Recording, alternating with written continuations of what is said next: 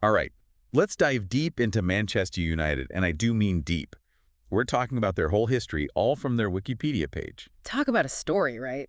It's incredible how a team goes from, like, railway workers to global icons. No kidding. I mean, we're talking Newton Heath LYR FC, which, let's be honest, isn't exactly a name that screams future champions. You think they were a tad bit obsessed with trains back then? That LYR was for Lancashire and Yorkshire Railway, like full on. Seriously, I did not know that. So not just from a railway town, but made of railway workers. Wearing green and gold even to match the company? Talk about dedication. Wow. Okay, so late 1800s, working class heroes. When does this underdog story really take off and become Manchester United? Well, hold your horses, because it wasn't all sunshine and trophies right away. In fact, early 1900s, they almost went bankrupt. Oof, that's rough. One minute you're playing for the love of it, the next, poof, no more team. How'd they escape that? That's where things get interesting. A few local businessmen saw potential nobody else did. Not just a handout, though. They saw a business opportunity. So these guys are the original strategic investors. Exactly. 1902, boom, Manchester United is born. New name, new colors, new stadium. And it worked. They even snagged a league title by 1908. Talk about a turnaround. From the brink of disaster to champions, that's wild. Football's a fickle game, that's for sure. Speaking of fickle, the next chapter is both amazing and heartbreaking. The Busby Babes. Now, that's a story for the ages. Matt Busby took over in '45, right after World War II. Can you imagine? The whole world was craving a fresh start. And he delivered, but in a way nobody expected, right? Yeah. Building a team practically from scratch, focusing on young talent. He wasn't just building a team, he was building the future of the game. And these Busby Babes, they were captivating. Back-to-back league titles in the 50s, first English team in the European Cup. They were on top of the world. And then, tragedy struck. 1958, the Munich air disaster. You can't talk about Manchester United without talking about that day. The plane crash, the loss of life.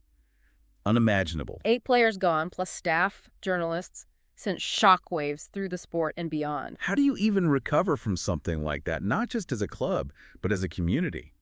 It's a testament to Manchester United, to their spirit, that they not only recovered, but thrived. He was injured himself, you know. He was. I didn't realize he was actually on the plane. He was. But even after that, he came back with this unbelievable drive to honor those players, to keep their memory alive. And he did. 10 years after Munich, they won the European Cup, led by Busby. Talk about a tribute. That's the thing about this club. Resilience runs deep. You're telling me.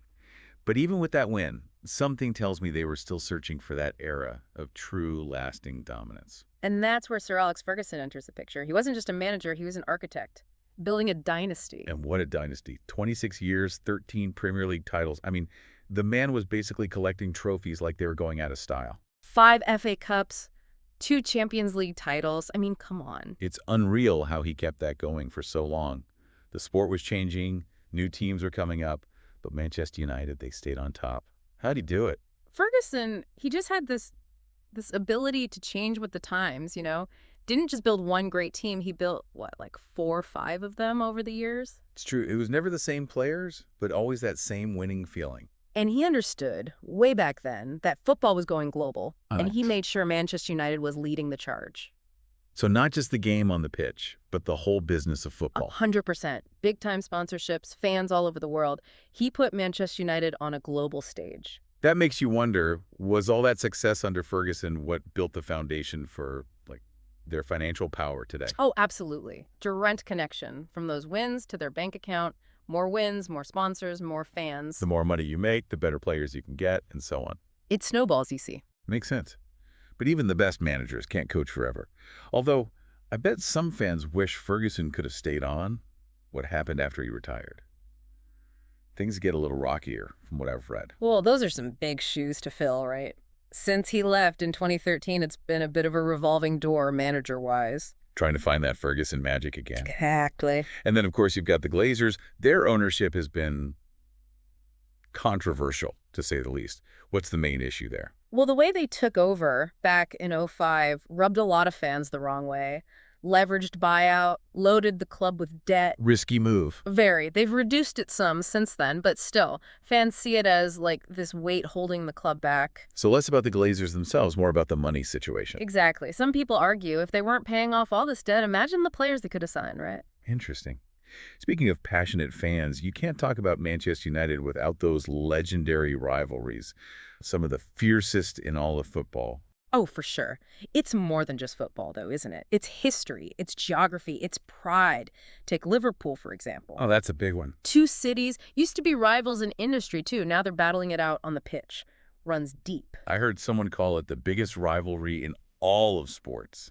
Not just football, all sports. It's up there. And then you've got the Manchester Derby, of course. United versus City. That one's for bragging rights. Who runs the city? And that rivalry's only gotten hotter lately, right? With City becoming a real powerhouse themselves. Oh, yeah. Head to head for every trophy, pushing each other to the limit. Remember those back-to-back FA Cup finals, 23 and 24? Oh, man. What a time to be a fan. So much drama. Absolutely. But we can't forget the other rivalries that shaped this club. Right, there's Arsenal, who they fought for the top spot for years. Classic battles. And then there's Leeds, the Roses rivalry, our source called it. What makes that one so special? It's almost like a clash of civilizations. Manchester United, all about attack, never giving up. And then you've got Arsenal, under Wenger, playing that beautiful, flowing football. Total clash of styles. Had to be amazing to watch those managers trying to outsmart each other. Oh, for sure. You know, Intense doesn't even begin to describe it. And then there's Leeds. centuries-old rivalry, that's what I read. Yeah, it goes way back. Lancashire versus Yorkshire. It's like every time they play, all that history, all that rivalry, it just comes pouring out. The ghost of the past, right there on the pitch. We've talked a lot about the football itself, but let's be real. Manchester United, they're a business too. And a massive one at that. Oh, without a doubt. They practically wrote the book on turning success on the pitch into a global brand. They really did. I mean, everyone knows that logo, that name. It's more than a team. It's like a symbol of football itself. How'd they get so big, though? Those numbers in our research, those are some serious figures. Well, remember those sponsorship deals? They weren't messing around. That Adidas deal back in 15 broke records. Show the whole world how much pull they had. And the TeamViewer deal now. That's nothing to sneeze at either. They're like a walking billboard dream. Didn't they, make the most money of any football club back in 2016, something like that? They did. And it's not just sponsorships either. You've got the fans, the merchandise. Don't forget broadcasting rights. It's crazy how much that stuff adds up. And they've got their own TV network, MUTV, 24/7 Manchester United content. For the true believers. That's dedication. They even went public, right?